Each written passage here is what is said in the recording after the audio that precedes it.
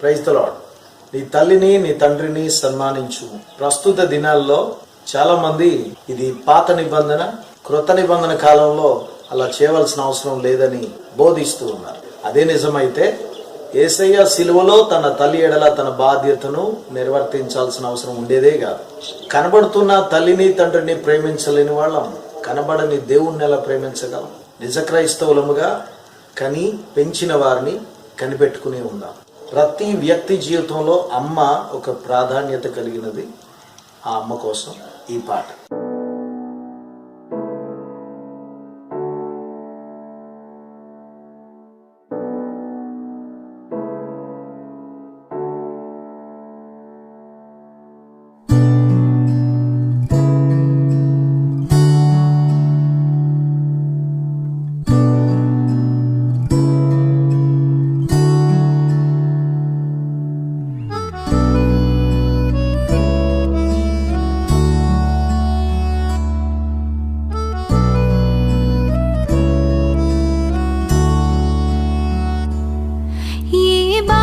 కందని భావం నీవు,